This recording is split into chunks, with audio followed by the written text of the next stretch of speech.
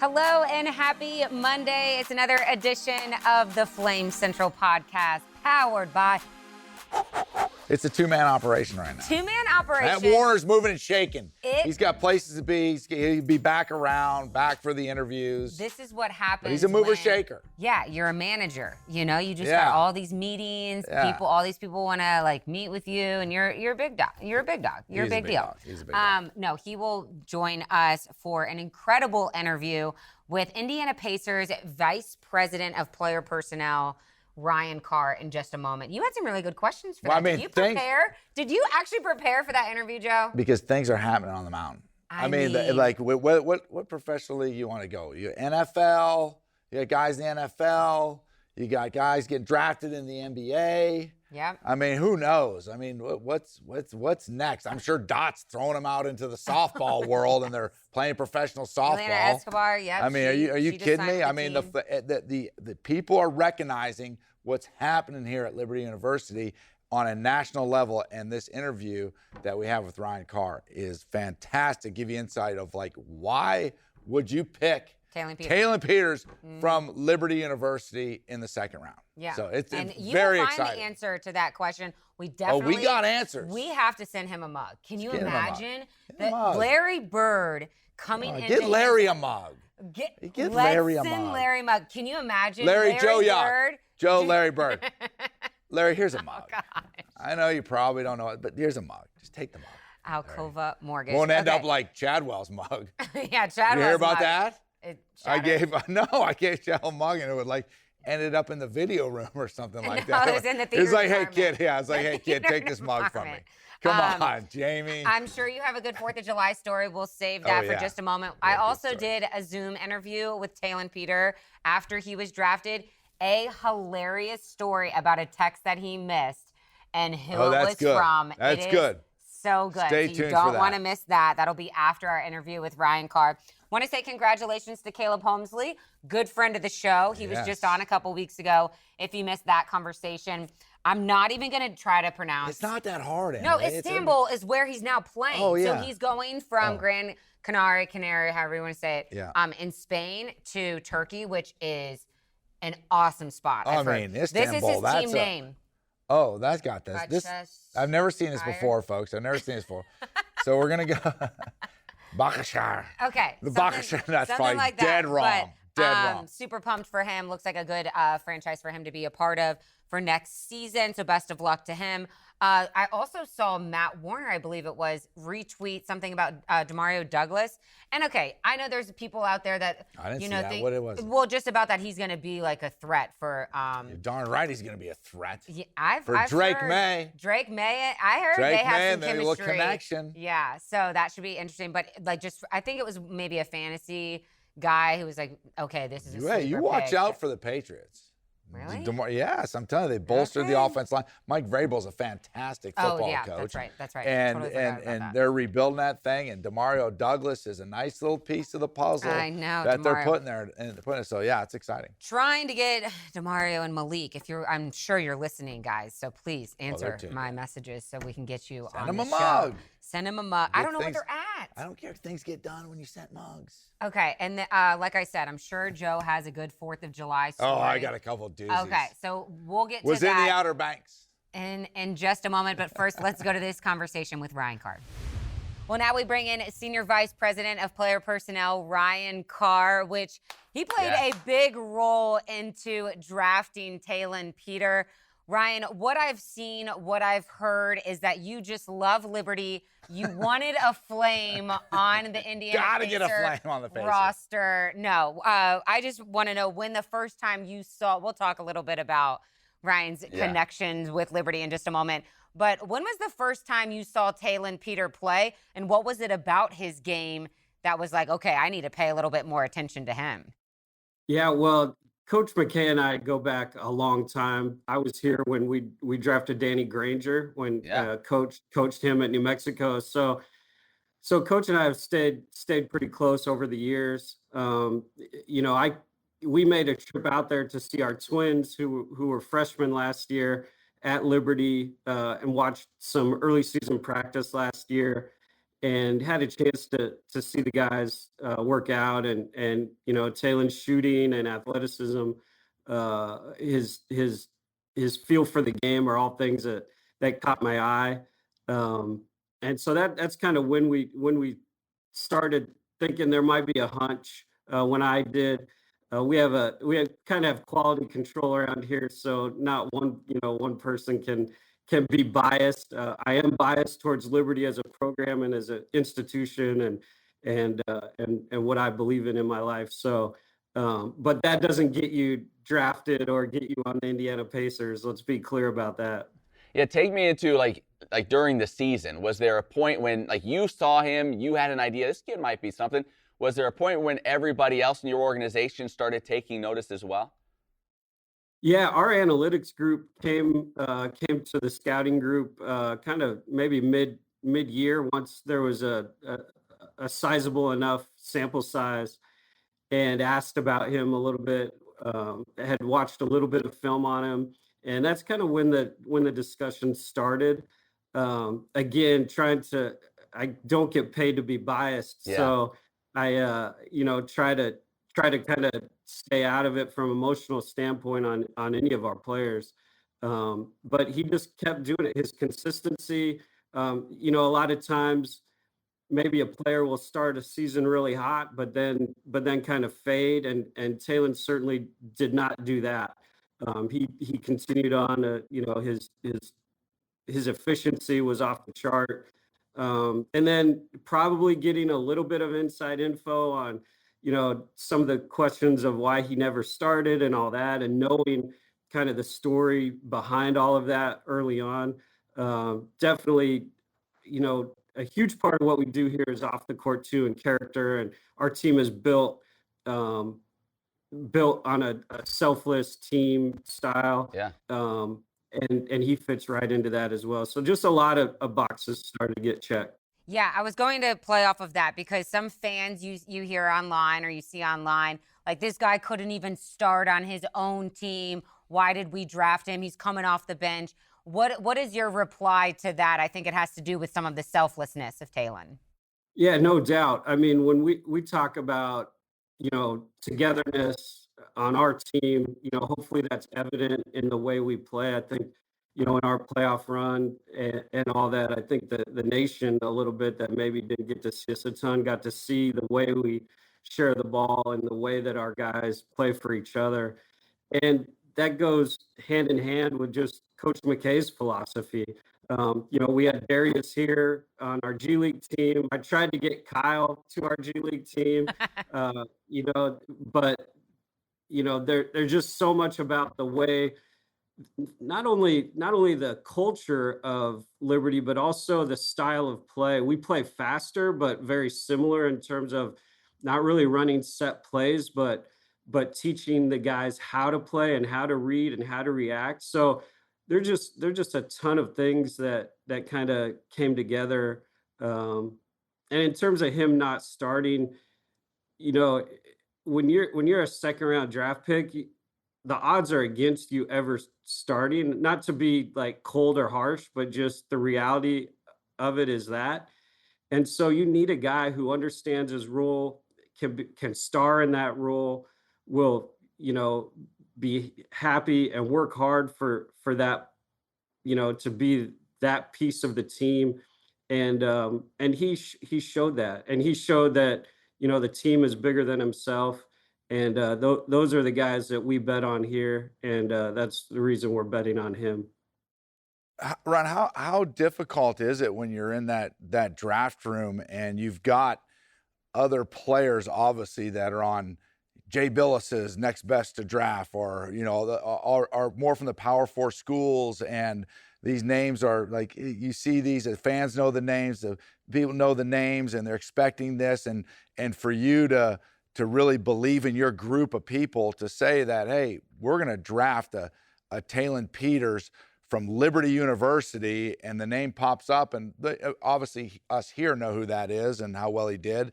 But how ESPN difficult? Doesn't even have highlights. Yeah, ESPN doesn't have highlights. Like, how difficult to make that actual decision to get everybody on board within your own war room to be able to say, yeah, this is the guy that we want. Well, I think it's a testament to our scouting staff, a testament to our front office that, mock drafts and all of that are not what what teams are thinking necessarily. Each team has different values. We have our set of values. We're gonna rank players, and we're gonna evaluate players based on what we value and what works for us. I think a huge blessing of being with the Pacers as long as I have is we know who we are. Like, we know what we value, and we don't have any problem being convicted to that, and taking a shot. Players, sometimes it works. Hopefully, it works a lot. Sometimes it doesn't, but we know what works here. We know what Coach Carlisle values. And so, whether that's somebody knows about or doesn't, or we draft somebody too high, um, that's okay. Like, we don't the next day grades on a draft matter not to us. What matters is the guy getting in here, getting to work, and doing everything he can to make the Pacers better. So Ryan, when you're going through this process and you have your draft board and you're looking at it, like, not only are you drafting based off, I like this guy, but I'm sure you're also gauging it off of how much do other teams like this guy? Is this the best value of taking a guy here as opposed to could we get him later? When it came to Talon Peter, a lot of people were surprised he was drafted, not signed as a free agent. Did you think there were other teams that were as high on him as you were? And did that affect when you took him? Well, that's a great question. A whole side of this job, other than just watching basketball players, is gathering information. And certainly we spend a lot of time making sure that we know what's going on around the league as best we can. Draft time gets a little crazy. There's a lot of misinformation out there, so you got to sort through that. But we typically have a pretty good idea through different channels, what teams like, guys that we like. We spend a lot of time working on that. There was, without question, a couple of teams that really liked Talon. I know he had 7 workouts. I know a couple of those he performed phenomenally. I know that he had offers to go back for second workouts with at least one team. That all of this stuff, you take this information, you try to make a really smart guess at some of that, where he could go, where he couldn't, if he goes undrafted, if all that stuff, and not just for him, but other guys as well, and make a decision. But we went into that day, pretty sure that if he was available at that pick, we were gonna take him. Wow. He was a guy that we wanted. He worked out really well here. He made such a favorable impression on everybody he came in contact with. His workout, it was kind of a crazy time. We were obviously in the finals. He came, I think, in between game 3 and game 4. We only had a few workouts this year. It was a much different process because we were still playing, and so we didn't quite get to do everything that we normally do with the prospects. But every single person, we try to get them to interact with as many people as they can in our basketball operations, and then we get together after the workouts and kind of hash it out and talk about each of the guys that were there. And to a T, every single person came away impressed, with what he was about, the way he was looking forward to what kind of stood in front of him, to try to make it here. And we just went from there. Pretty exciting opportunity for Talon. Like, hey, I'm coming into this team that's in the finals. I'll slide in between 3 and 4, game 3 and 4 to work out. Okay, so at this point, Summer League starting on Thursday. What does Talon need to do and to prove to earn a spot on this roster? Yeah, we talked to these guys. This is not a tryout. Like, this Summer League is not a tryout. This is a chance to get acclimated to what we're trying to do. We've had 3 practices so far. We're going to Las Vegas after 4 practices to start playing games. It's a little bit, crazy. You've got, guys that have never played together for the most part. So we're just trying to get them into our system. We want them to play hard. We want them to do what they do, and not necessarily worry about how great or how bad they play. There's historical examples of lottery picks being terrible, or unknown guys being awesome, and there's just really no correlation to the future. So we just want to build good habits. We want to make sure that they're able to learn what we're doing, be able to execute it, and then we'll see what happens. It's a huge learning experience. I think it's a lot of fun and exciting, but really a much longer view with the summer league team than just these next 2 weeks. And you talk about the fit that actually the Pacers and the culture that you guys have, and then he was a 6th man, and not going to be a superstar potentially, but a role player on the team. If you're looking back 3, 4, 5 years from now and you see Talon where he's at now and you say, man, this was a home run pick, what do you feel as if his ceiling is on your team? Well, the thing with Talon is, when you start talking about fitting into a role on an NBA team, you don't have to do everything awesome. So Talon is athletic. He can shoot the ball extremely well. He's a smart player. And from what I've seen, even with we play a more aggressive defensive style than Coach McKay does, but a lot of the same principles in the half court. To some degree, it's a little bit different rules in the NBA, but he's been able to really start to adapt to even playing the more aggressive style of defense in these first few days. So, if he can come in off the bench, he can make shots, move the ball, make smart plays, and defend. He's got that potential. So, there's a role for that guy. We shoot a lot of threes. He can do that. We take pride in defense. He's showing that he can do that. And then we'll see. Like, I don't want to put a cap or a floor or a ceiling on any of these guys that we get. I tell them once we draft them, this is the start. Like, it kind of feels like the draft is the finish line, but it's really the start. It's almost the easy part to get here. The hard part is to stay. And that's where he is. Like, that's a lot of work ahead of him. And to Cam Jones, our other pick this year, and all the guys that we bring in here, the harsh reality of our job as in personnel is that we're out looking for the next one as soon as we get done with the last one. So that's where that's where the hard work comes, and I have no doubt in my mind that Talon, he already has been be in our facility an awful lot, and he's doing that. Last thing for me, and I know with your connection to Liberty, your kids going here, is it fair to say nobody in NBA circles probably saw more Talon Peter over the past year than you? Is that probably fair? Well, and the only way they couldn't have seen more, and the only way that somebody saw as much as if they watched every minute, and nobody saw them play more live than me. I wasn't at 20 games, but I was at 4 or 5 games. And so, yeah, I mean, nobody saw them more than me. That's for sure. That's awesome.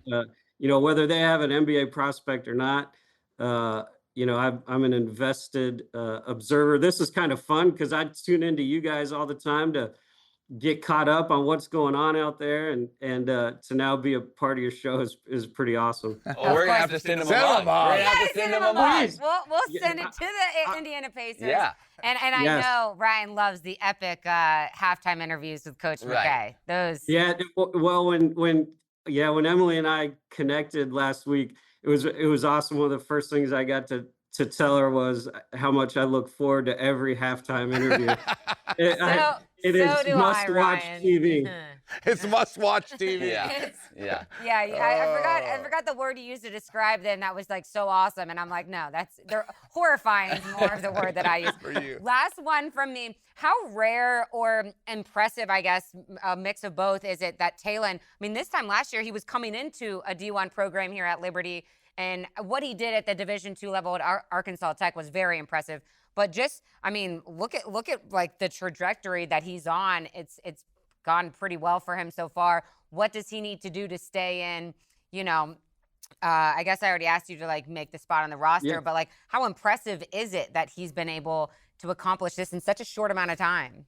Yeah, I think in the, there have been other examples. When you look at Derek White with the Celtics, Dalton Connect now with the Lakers, this path has been forged. This is not something that's never been done. Right. The difference between one level to the next is maybe not as huge as even sometimes I would think or anybody would think. If you can play and you have the skills to play, and you're going to put in the work, then it's definitely possible and doable, and has been shown to, by others, that there's a path forward that this works. And it's Scottie Pippen, Central Arkansas, or I mean, going back a long time, there have been people that have done it.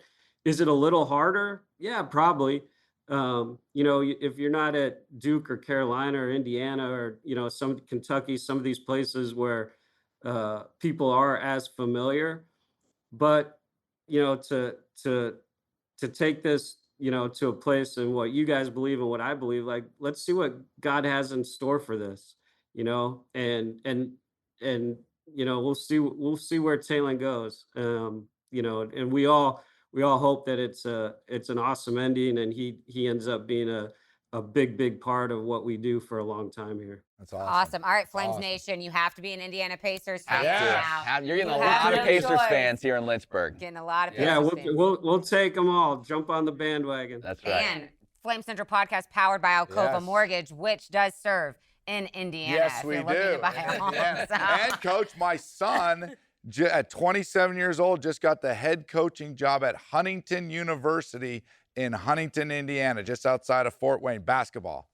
Yeah. That is awesome. Yeah. So took over from Corey Alford. Took over from Corey. Corey Alford went to Oral Roberts, and he just got the head job. So I got all kinds of connections in town in Indiana there. So well, I'll tell you what, if you guys, that level NAI basketball, Indiana rules. Like, that conference is unbelievable. Indiana Wesleyan and Marion and all those different schools. That'll be great. I look forward to meeting them. I try to catch a couple of those conference games. That's awesome. That's great. Yeah, maybe go out there and scout a little bit. Hey, Ryan, thanks so much for your time. You were amazing. We're so excited for Talon, and thanks for taking a chance on him. I know he's going to be a great fit for you guys with the Pacers, and best of luck. Catch up with us next time you come to Lynchburg. Yeah, absolutely. I'll be there. I'll be there sometime this fall, at least a couple times. Sounds good. We'll see you Ryan. In the meantime. You bet, Ryan. Thank you. Okay, so proof from the man himself. He didn't just draft Talon Peter because he was a Liberty Flame. There's other people involved in this discussion. I think it was really cool that he talked about, just because he wasn't a starter on his team in college doesn't mean that we shouldn't have drafted him. Why those characteristics and traits will help him be a right fit for the Pacers, and that's his selflessness. And teams talk about their culture, and like, we're not just going to get the best athletes, and then they say those things, and then they put a different product out on the court or on the field. When you look at how the Pacers did it this year, making it all the way to the finals, I know. And Coach Carlisle and what their philosophy is and what their culture is, I mean, you can't pick a better team. I mean, you go across professional sports, they got to be at the top of the heap for believing in and then actually executing the values that they believe in and what their concept is to build a winning franchise. You watched it play out this year. Which two things on that sounds so much like Liberty. I'm sure that's there's a big lot part of it. The similarities between Yeah. what Coach McKay does in his program and him being around that to like talking about culture, and then actually you see it and you see it off the court, and then you see it on the court. And that I think that right there, when you have that chemistry between what's part of the equation, which really helps a guy like Talon Peters get drafted in that, because they know exactly what they're getting when he steps on the court. And that must be really hard. I know it's difficult at the college level because you have all these transfers and there might be really good athletes that come through, but they might just not be a right fit for Coach McKay and his culture. But imagine at the next level, like when you have a really good guy on your draft board, but again, he might not be the right fit culturally. Like that's so difficult to pass on. So I respect a lot of people and coaches and player personnel who, stand firm in what they believe and what they want to build their franchise around. And you can see that it's working not only for the Liberty Flames, but for the Indiana Pacers as well. And I think, too, what Matt asked him about, like, hey, was Talon a guy that you just believed in? Or was it, like, he probably could have picked him up as a free agent, so you could have drafted somebody else. But the impact that Talon, they knew, these guys, they do their homework. They know. Talon had an impact on other teams. Oh, yeah. And so with that impact on other teams, it really, in a way, forced Indiana's hand to say, we can't let this guy slip through the cracks because this is the guy that we want. I don't think he's going to make it through where we can pick him up as a free agent. Right. And so it forced their hand in a way because there were other teams within the NBA who Talon had validated himself with, that made Indiana say, we got to get this guy before he slips away. Right. And Talon actually shared that with me when we had a Zoom conversation late last week. All right. So first things first, like, did you have any idea that you were getting drafted, or was this all as much of a surprise to you as it was for the rest of us? I had a little bit of an idea, definitely more than the regular person. But it was still a surprise to me when I got that phone call. Just it was an incredible surprise. I'm assuming this is a dream come true for you. Has it set in that, like, this is real and that you were just drafted in the NBA? Day by day, it gets more and more real, especially once I got here. It felt really real, but, seeing my name plate, seeing my locker, getting all the gear and stuff like that each day, more things happen to make it feel more real. Yeah. That's awesome. Talk to me about the pre-draft process and what that looked like with the actual Pacers and those conversations with their personnel.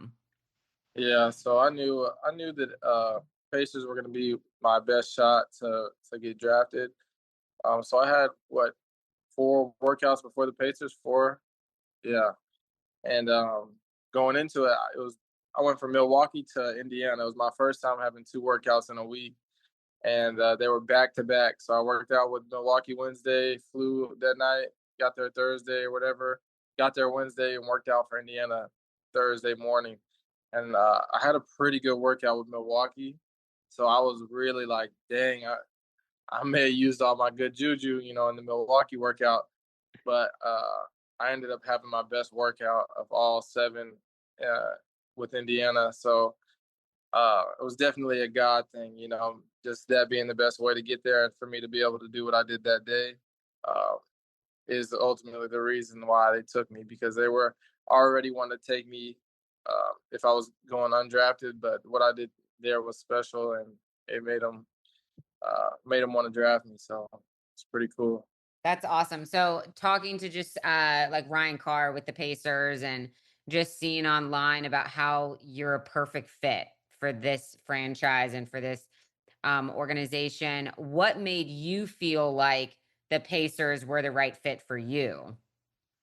What stands out to me initially is just their culture. Like, you don't ever see anything, about the Pacers with drama on the team or things of that nature. Like, it's a bunch of dudes with similar backgrounds, not quite as wild as mine, but definitely there's guys that have been undrafted. There's guys that second round picks that are making their way, and just a bunch of guys who compete hard and don't care who who's getting a shine on any given night, which is very similar to how we were at Liberty. So with that being that and our connection, Coach knowing Ryan, that really helped out too, knowing that somebody has my back no matter what. So a great fit to me.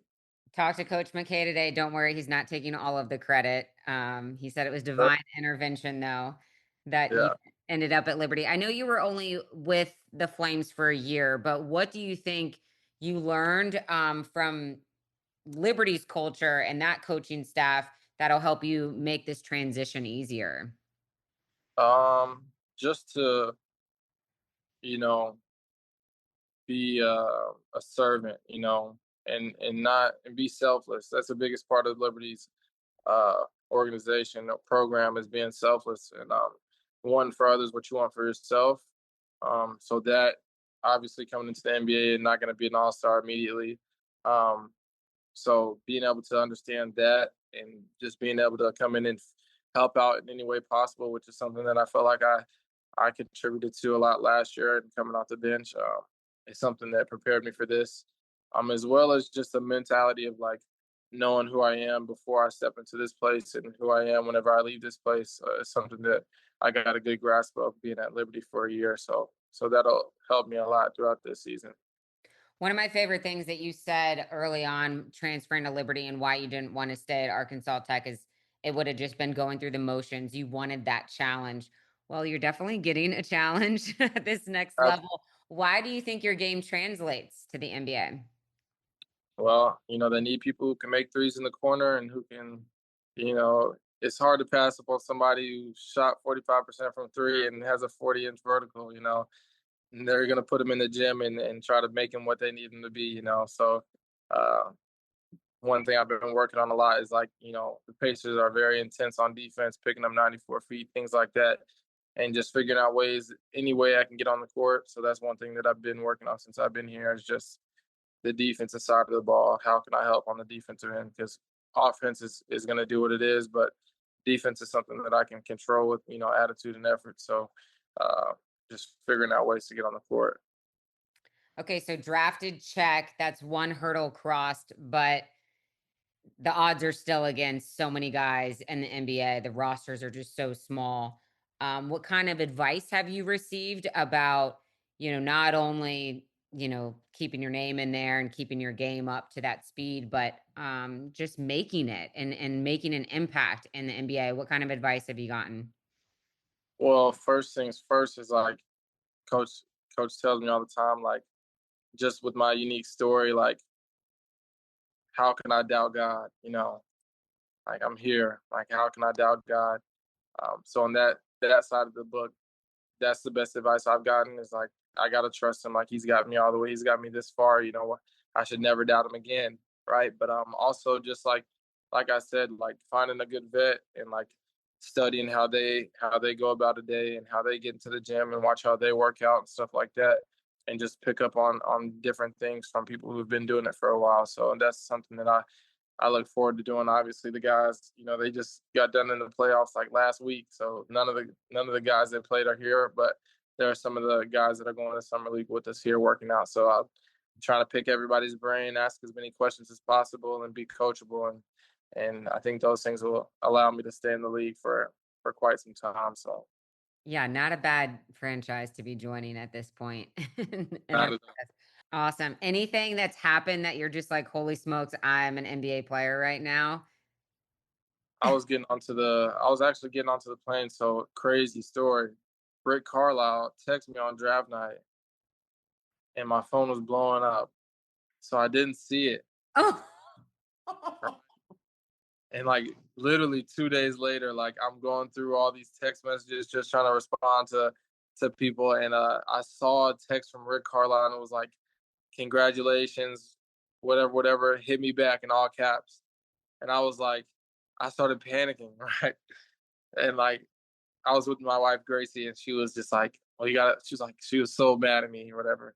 But so I texted him back, and like he responded quick and was like, "No worries, whatever." But when I was getting onto the plane to come to Indy, he called me, and we talked for a little bit. So that was special. And then seeing my locker was really cool. That's another part of feeling like I made it. and now it's up to me to get to work and to continue to write my story. So I'm excited. That is great. Well, I'm sure you'll have plenty of time to impress him in summer league and stuff like that. Cool. Well, thank you so much. Thank you so much. Okay, can you imagine like the world being shocked that you just got drafted? First draft pick for Liberty, like in this new era, like the last one was 40 years ago. And then Talon Peter doesn't even text back his new head coach, Rick Carlisle. Like, are you kidding me? You ghost him for 2 days. He said he was sweating bullets. Hey, Coach, I'm busy. All is well. Coach, I'm busy. Okay? Coach, I'm busy. I'll get to you. I'll get to you. I'll call you back. Can you imagine what it was like for him when he went doot. Oh, geez. Oh, no. What a great first impression. Hey, this is Coach Carlisle. Yeah. Give me a call. God. I'm sure he's I'm busy. That's so funny. But yeah, you could hear that he had some good workouts with other teams. So I'm sure Indiana knew that they had. It was a sleeper pick to all those mock drafts and all the people in the outside world. But those people do a lot of research, and I think it's going to be an incredible story. That's awesome. Best of luck to Talon. We'll keep you posted on his summer league games and his progress, and hopefully get up to Indiana for training camp in a couple months. That's exciting. Okay, so 4th of July. Yep. What did the Yock family Yock family made it to the Outer Banks, ended up at my good buddy's place at South Shores, just outside of Duck, North Carolina. Had a great time. Okay. And then the waves, just a quick story, the waves were starting to get, would you say I'm a professional body surfer? No. Would you say I'm pretty close? Yes. Could you say if I took a little more time and trained with it? Yes. What do they say? Right? Fat floats. Yeah. Would you say that I'm lean and slick through the water? No. But the seals are slick. Yeah, exactly. We go through the water easily, right? So, anyways, I'm in the water with my buddy who I was staying at his place, and he says, "Well, I'm a pretty good body surfer myself." I said, "Well, okay, let's go head to head. Closest to the shore wins, right?" And this big wave comes, and I'm like, "John, let's take it. Let's take the big wave." And so we start paddling like crazy, and I hit this sucker right as it crested. And it was tossing me around in that surf. That's a washing machine. It's a washing machine. I'm getting tossed around. But the whole time in my mind, even as I'm getting tossed around, I'm thinking, closest to the shore. Closest to the shore. Whoever wins closest to the shore. I'm going to be a beach whale. So as I'm getting, I can feel it close to the shore, the wave gives one last final click and slams my head to the sand right there. Protocol. And I'm dazed. But as I'm dazed, I'm reaching out with this hand as far as I can because I'm thinking he's close. And I pop up and look up, and I looked at him, and he's right there with me. And I said, "My hand's further than yours. I win." It was funny. Okay. Yeah. Well, so that was good. Glad we got that story in the podcast. That was I'm sure it'll make it in post-production. No, I'm kidding. Hey, remember, it's a Flame Central podcast powered by Alcova Mortgage. Alcova.com/Liberty. If you're looking to buy a home, Joe has a deal for you. It's almost too easy. 1% towards your closing costs, up to $5,000. Now, rates have been dropping. So who knows? I'm not saying it is, but who knows? We could be in a refinance market here soon. So potentially. So if you're a Liberty employee, staff member, alumni, across the board, alcova.com/Liberty, let's say you got $8,000 in closing costs. Well, you can get 1%. Your loan amounts, $300,000. 8,000, 1% of 300,000 is $3,000. 8,000 minus 3, you just saved $3,000. That adds up. That's a lot of money. That adds up. We're not going to the Walmart to buy a vacuum cleaner. We're save $20. We're talking big time money here. So take advantage of that. Alcova.com/Liberty. Not Monopoly money. It's almost too easy. It's not Monopoly money. No, it is real hard real cash. Joe, thanks so much for sticking around. Unbelievable. I want to give a shout out to Matt's son, Jack. And Cactus Jack. They are going to state, I think it's like next week. Regional champions. The regional champions. What is it? The Bedford? Do you know what they're? Yeah. Probably the Bedford Bombers or something. No, they're not the Bedford Bombers. Oh, that's a softball name. Yeah, they're not the Bedford Bombers. But I tell you what, congratulations. Cactus Jack does it all. Yeah, I heard he threw some guy out at home. Oh, he's unbelievable. And I want to get a shout out to my boy, because Andrew Shields, who works with Alcova Mortgage, his son Bryce Shields plays on that team with Cactus Jack. and those two little sluggers get after it. Let's go. Let's go, baby. Let's go. Hey, we're going to States. Okay. And I love it. So good luck to them at States next week. All right, for Joe, I'm Emily. We'll see you right back here. If you didn't get enough Talon Peter, be sure to check out the exclusive interview we got with Richie McKay on last week's Flame Central. You can check it out. Liberty Flames YouTube every week. It's all on fire right now. The mound's on fire right now. It's on fire. It's the place to be. Oh, it's a mid-major. I don't know if I can get drafted. Talon Peter, baby. Baby, too all right, easy. we'll see you next week. Thanks.